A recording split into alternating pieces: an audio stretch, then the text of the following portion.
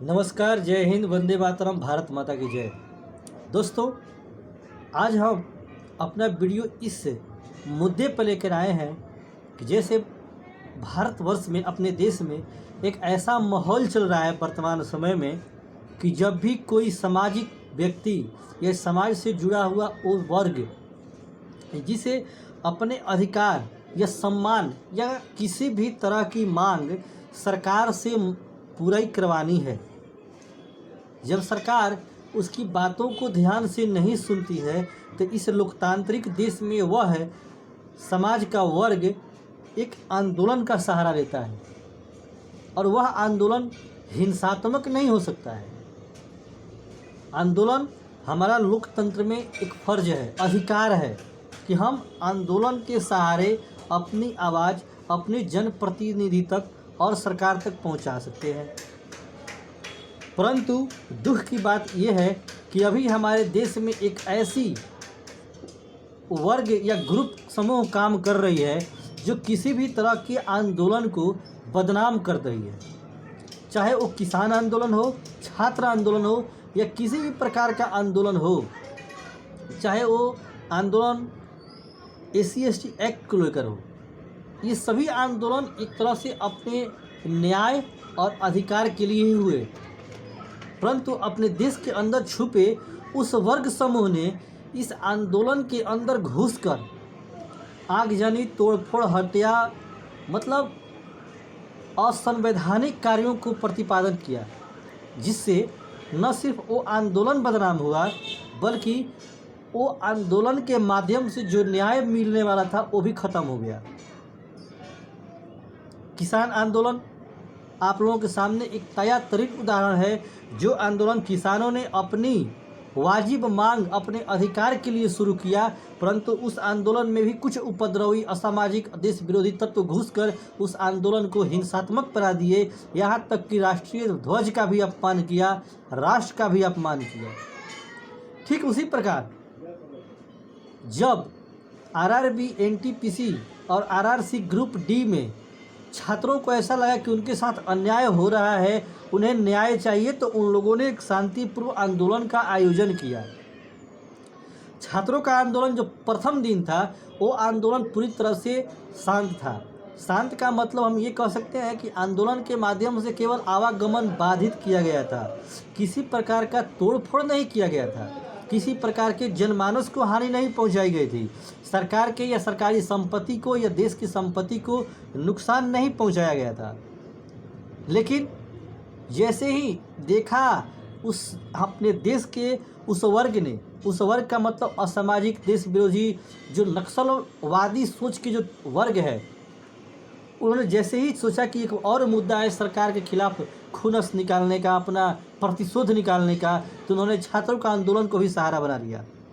और अगले दिन जो आंदोलन हुए उसमें तोड़ फोड़, आगजनी, पटरी कबारना, बुगिया जलाना, ये सब ही हुए। एक बात मान के चलिए कि छात्र कभी अपने साथ दिया, सलाई या पेट्रोलियम पदार्थ लेकर नहीं जाया गया होगा कि उसे जला दिया जाए। वो अपने साथ केवल दोस्तों के साथ आंदोलन में गया होगा, परंतु कुछ लोग असामाजिक, नक्सल विरोधी तत्व जो थे वो लोग उसमें घुसे और इस आंदोलन को आगजनी के हवाले कर दिए। दोस्तों, मैं भी एक छात्र हूँ और मैं एक छात्र होने के नाते मैं अपने सभी छात्र साथियों से, सभी प्रतियोगी साथियों से एक विनम्र निवेदन करता हूँ कि हम सब अपने अधिकार के लिए लड़ें, परंतु देश विरोधी किसी भी कार्य में भाग न लें और ऐसे कोई भी काम न करें। जो लोग कर रहे हैं वो हम लोगों को बदनाम कर रहे हैं। उनका यही काम है किसी भी तरह से इस देश को अशांति के मुंह में ढकेल देना, अशांति माहौल पैदा करना, आगजनी, हिंसक, नाना प्रकार के उपद्रवी माहौल खड़ा कर रहे हैं। ये काम न छात्रों का है और न किसानों का है, बल्कि उस ग्रुप में घुस के जिहादी तत्वों जैसे लोगों का काम है। तो हमारी आज की कविता, आज की 4 लाइनों की जो कविता है उसी के लिए है। हमें उम्मीद है कि आप सबको अच्छी लगेगी और इसे जन जन तक पहुंचाने में भी सहायता करें।